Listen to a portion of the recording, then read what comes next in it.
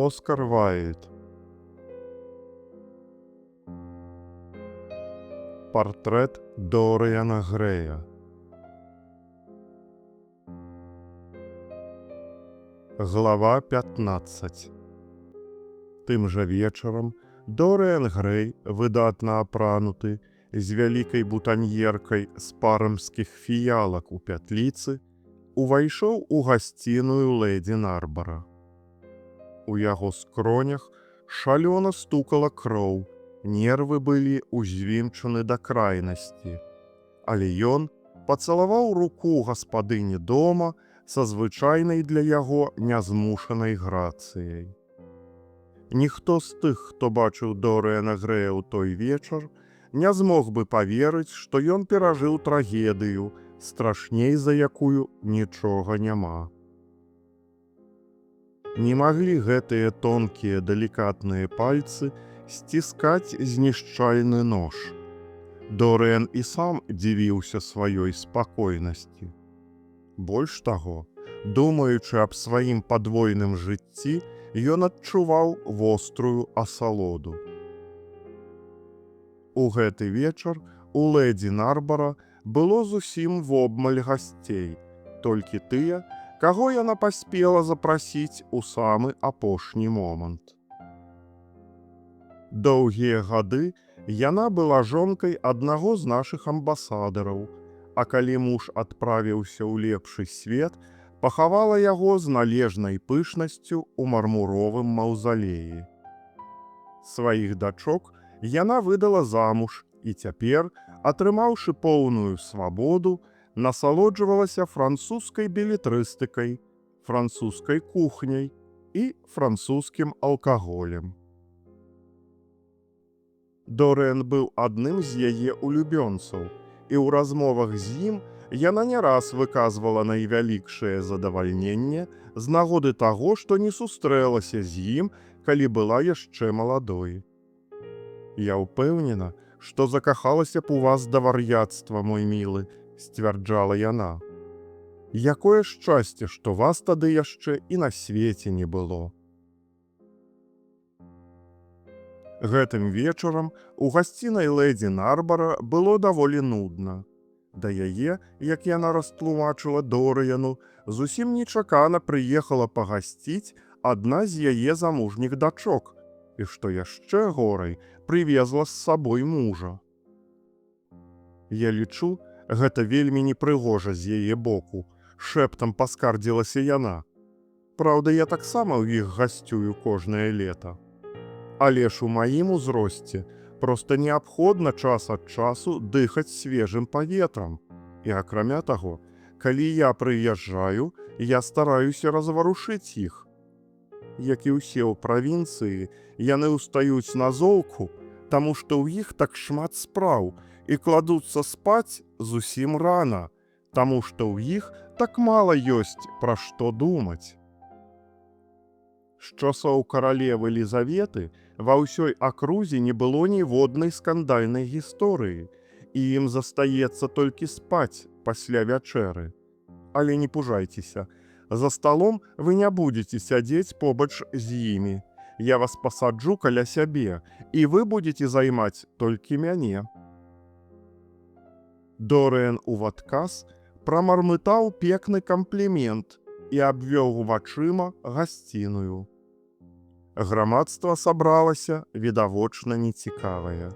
Дваіх ён бачыў упершыню, а акрамя іх тут былі Эрнест Гераўден, адзін з тых пасрэднасцей сярэдніх гадоў, якіх шмат сярод заўсёднікаў лонданскіх клубаў.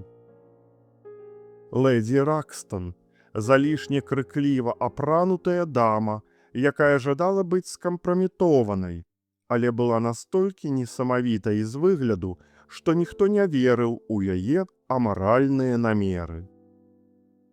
Місіс Эрлін, дама без становішча ў грамадстве, але якая вельмі энергічна імкнулася яго заваяваць.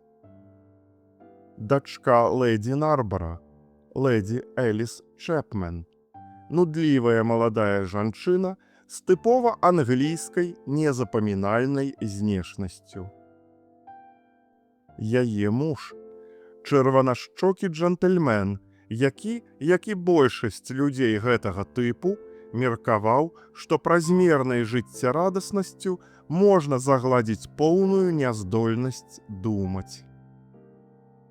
Дорыан ужо шкадаваў, што быў прыехаў сюды. Але раптам лэдзі Нарбара зірнула на вялікі гадзіннік з пазалочанай бронзы і ўсклікнула: «Генры Вотон недазвольна спазняецца, але ж ён клятвена абяцаў прыйсці». Вестка, што прыйдзе лорд Генры, некалькі суцешыла Дорыяна, і калі дзверы адчыніліся, і ён пачуў меладычны голас, які надаваў асаблівую мілату няшчырым выбачэнням, яго нуда і прыкрасць выпарыліся. За абедам Дорыан нічога не стаў есці. Страву за стравай, якія ставіліся перад ім, выносілі некранутымі. Дварэцкі час ад часу наліваў Дорыану шампанскага, і Дорыан выпіваў яго залпам. Смага кроіла яго ўсё мацней. Дорыан звярнуўся да яго лорд Генры, калі падалі шо-фхуа. «Што гэта з вамі сёння? Вы самі на сябе не падобны». «Мусіць, закахаўся», – засмяялася лэдзі Нарбара, «і баіцца, як бы я яго не прыраўнавала, калі даведаюся пра гэта». «Дарагая лэдзі Нарбара», – праказаў Дорыан з усмешкай, «я ні ў каго не закаханы вось ужо цэлы тыдзень, з таго часу, як з Лондона з'ехала мадам де Фероль». «І як толькі вы, мужчыны, можаце захапляцца такімі жанчынамі», – заўважыла старая дама. «Мы яе любім за тое, лэдзі Нарбара, што яна вас памятае маленькай дзяўчынкай», – адказаў лорд Генры. «Яна адзінае звяно паміж намі і вашымі кароткімі сукеначкамі». «Яна зусім не памятае маіх кароткіх сукеначак, лорд Генры. Затое я памятаю вельмі добра, якой яна была 30 гадоў таму, калі мы сустрэліся ў Вене, і як яна тады была дэколетэ. Яна і зараз з'яўляецца ў грамадстве ўсё гэтак жа дэколетэ», – адазваўся лорд Генры. «І калі на ёй вельмі элегантная сукенка, яна нагадвае «Édition de luxe» благога французскага рамана, але ад яе заўсёды можна чакаць якіх-небудзь сюрпрызаў. Калі памер яе трэці муж, у яе ад гора валасы сталі зусім залатыя». «Надзвычайна рамантычнае тлумачэнне», – рассмяялася лэдзі Нарбара. «Вы кажаце, трэці муж? Няўжо ж Фероль чацверты?» «Так і ёсць, лэдзі Нарбара». «Ні за што не паверу». «У такім выпадку спытайце ў містера Грэя, яе блізкага сябра». «Містер Грэй, гэта праўда?» «Прынамсі, так яна сцвярджае, лэдзі Нарбара». «Я пацікавіўся ў яе, ці не бальзамуе яна сэрцы сваіх мужоў, і ці не носіць іх на поясе, як Маргарыта Наварская. Яна адказала, што гэта немагчыма, бо ў ніводнага з іх сэрца ўвогуле не было». 4 мужы. Вось дзе сапраўды ўжо «trop de zèle». «Дакладней, «trop de dasse». Я так і сказаў ёй», – адазваўся Дорыан. «О, смеласці ў яе хопіць на ўсё, не сумнявайцеся, любы мой. А што сабой уяўляе гэты Фероль? Я яго не ведаю». «Мужоў вельмі прыгожых жанчын я лічу злачынцамі», – абвясціў лорд Генры. Лэдзі Нарбара ударыла яго веерам. «Лорд Генры, мяне зусім не здзіўляе той факт, што свет лічыць вас у вышэйшай ступені амаральным чалавекам». «Няўжо?» – запытаўся лорд Генры. Пэўна, вы маеце на ўвазе той свет, бо з гэтым светам я ў цудоўных адносінах. Не, усе, каго я толькі ведаю, кажуць, што вы небяспечны чалавек, настойвала лэдзі Нарбара. Лорд Генры на хвіліну стаў сур'ёзны. Проста абуральна, сказаў ён, што ў наш час прынята за спінай у чалавека гаварыць пра яго рэчы, якія з'яўляюцца абсалютнай праўдай. Ну вось сапраўды ён непапраўны, усклікнуў Дорыян. Спадзяюся, гэта так, падхапіла, засмяяўшыся лэдзі Нарбара. Паслухайце, калі вы ўсе так захапляецеся мадам де Фероль, прыйдзецца, відаць, і мне выйсці замуж у другі раз, каб не адстаць ад моды. Вы ніколі больш не выйдзеце замуж, лэдзі Нарбара, запярэчыў лорд Генры, таму што вы былі занадта шчаслівыя ў шлюбе. Жанчына выходзіць другі раз замуж толькі ў тым выпадку, калі яна ненавідзела першага мужа. А мужчына жэніцца другі раз толькі таму, што вельмі кахаў першую жонку. Нарбара не быў ідэальны, заўважыла старая лэдзі. Калі б ён быў ідэальны, вы б яго не кахалі. Жанчыны любяць нас за нашыя недахопы, і калі гэтых недахопаў дастаткова шмат, яны гатовыя нам дараваць усё, нават розум. Зразумела, гэта праўда, лорд Генры. Калі б жанчыны не любілі вас, мужчын, за вашыя недахопы, то што б з вамі было? Ніводнаму мужчыну не ўдалося б жаніцца. Вы ўсе засталіся б няшчаснымі халасцякамі. Але і гэта не прымусіла б вас змяніцца. Цяпер усе жанатыя мужчыны жывуць як халасцякі, а ўсе халастыя як жанатыя. «Fin de siècle», прамовіў лорд Генры. «Fin du globe», падхапіла лэдзі Нарбара. «Калі б хутчэй наступіў fin du globe», уздыхнуў Дорыян. «Жыццё — суцэльнае расчараванне». «Ах, дружа мой, не кажыце мне, што вы вычарпалі ўсё, што ёсць у жыцці», усклікнула лэдзі Нарбара. «Калі чалавек так кажа, ведайце, што гэта жыццё спустошыла яго. Вось лорд Генры — чалавек дрэнны, і я падчас шкадую, што я не такая, як ён. Але вы — іншая справа. Вы не можаце быць кепскім.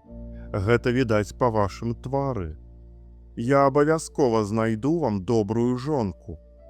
Лорд Генры, вы не знаходзіце, што містару Грэю самы час ажаніцца? Я яму заўсёды пра гэта цвярджу, лэдзі Нарбара, сказаў лорд Генры. Ну, значыць, трэба знайсці яму прыдатную партыю.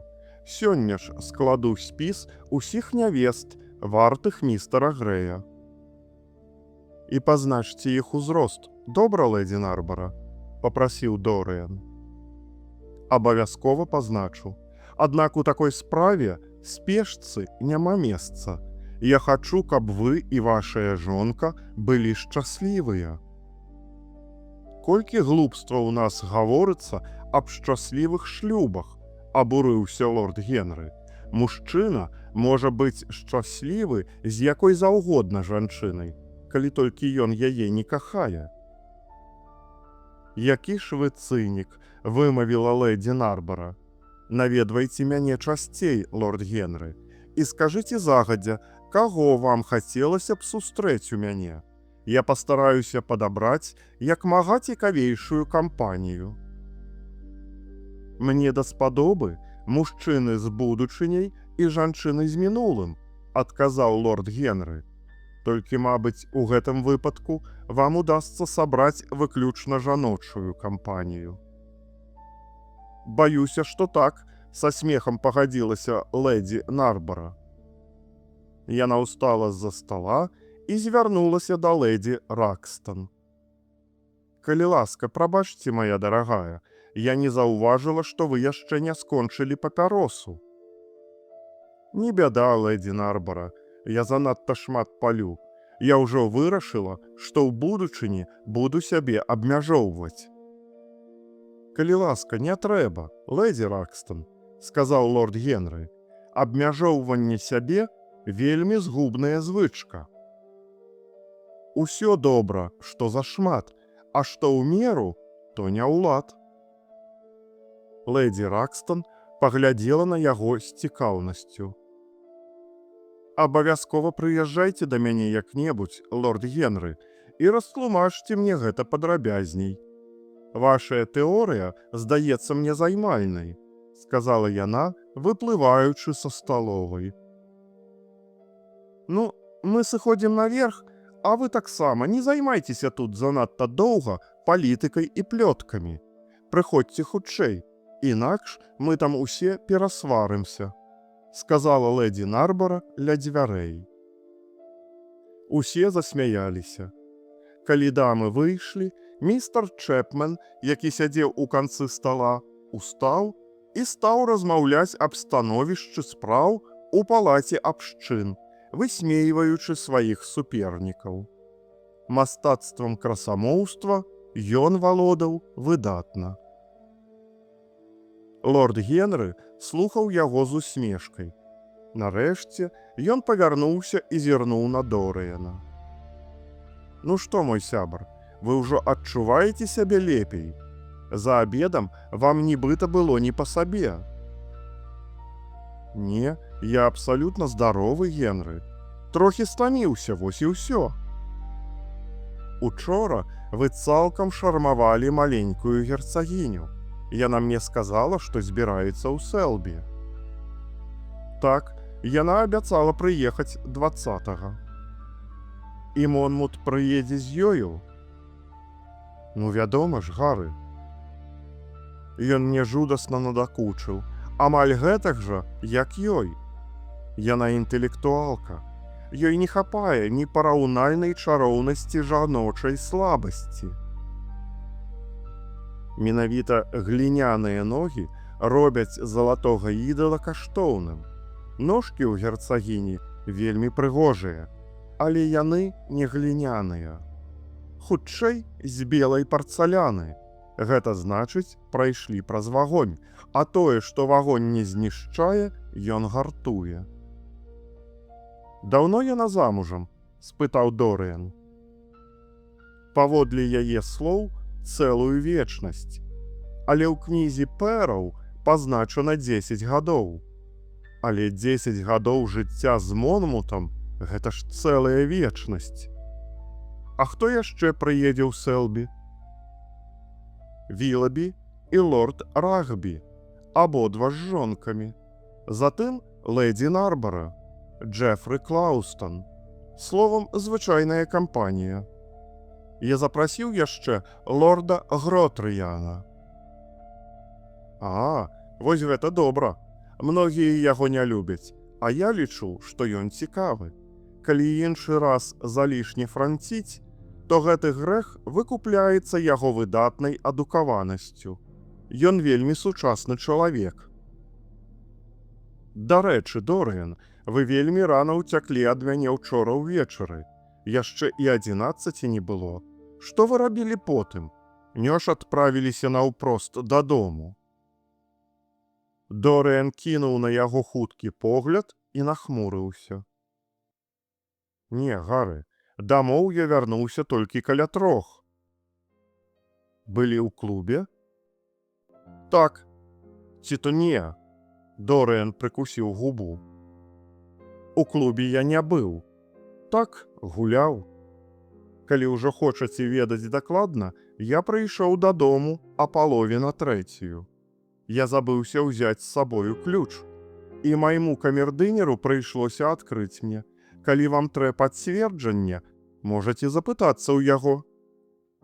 Лорд Генры паціснуў плячыма. Мой дарагі, навошта мне гэта? Хадземце ў гасціную. Не, дзякуй, містер Чэпмен, я не п'ю херас.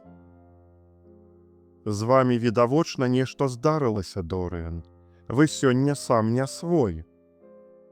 Ах, Гары, не звяртайце на мяне увагу. Я сёння не ў гуморы, і мяне ўсё раздражняе. Наверх я ўжо не пайду, мне лепш паехаць дамоў. Бывайце, Дорыен, чакаю вас заўтра на гарбату. Герцагіня таксама будзе. Пастараюся, сказаў Дорыен, сыходзячы. Ён ехаў дадому, адчуваючы, што страх, які ён, здавалася, ужо здушыў у сабе, вярнуўся да яго зноў. Трэба было знішчыць яшчэ шмат доказаў, і ён скаланаўся пры адной толькі думцы аб гэтым. Увайшоўшы да сябе ў бібліятэку, Дорыен замкнуў дзверы знутры і адчыніў патайнік у сцяне, куды быў схаваў паліто і сакваяж Бэзіла. У каміне гарэў зыркі вагонь. Смурод паленай вопраткі і палымнеючай скуры быў невыносны. Дорыена нават пачало ванітаваць. Кружылася галава. Ён запаліў некалькі алжырскіх водарных свечак, потым спырснуў рукі і лоб асвяжальным мускусным воцатам. Раптам ён сціпануўся. У вачах з'явіўся дзіўны бляск. Паміж двума вокнамі стаяла фларэнтыйская шафа з чорнага дрэва. Дорыен утаропіўся на яе, як зачараваны. Здавалася, шафа яго і гіпнатызавала, і палохала, быццам у ёй хавалася нешта такое, што ён горача жадаў і ў той жа час амаль ненавідзеў. Нарэшце ён устаў з канапы, падышоў да шафы і, адамкнуўшы, націснуў на сакрэтную спружыну. Павольна высунулася трохкутная шуфлядачка. Пальцы Дорыена інстынктыўна пацягнуліся да яе, праніклі ўнутр і дасталі маленькую кітайскую лакіраваную шкатулку. Унутры ляжала зялёная паста з васковым бляскам, з надзіва цяжкім і ўстойлівым пахам. Хвіліну-другую ён марудзіў з застылай на вуснах усмешкай. У пакоі было вельмі горача, але яго зябіла. Ён выпрастаўся і зірнуў на гадзіннік. Было без 20:12. Ён паставіў шкатулку на месца, зачыніў дзверцы шафы і пайшоў у спальню. Калі бронзавы бой гадзінніка абвясціў поўнач, Дорыен Грэй у вопратцы прасталюдзіна, абматаўшы шыю шалікам, кратком выйшаў з дому. На Бонд-стрыт ён заўважыў кеп, паклікаў рамізніка і напаўголасу назваў яму адрас. Той пакруціў галавой. Занадта далёка. «Вось вам саверэн», — сказаў Дорыен, «і я дам вам яшчэ адзін, калі давезяце хутка». «Добра, сэр», — адазваўся рамізнік. «Праз гадзіну будзеце на месцы». Дорыен сеў у кеп, а рамізнік, схаваўшы грошы, павярнуў каня і памчаўся ў кірунку да Тэмзы.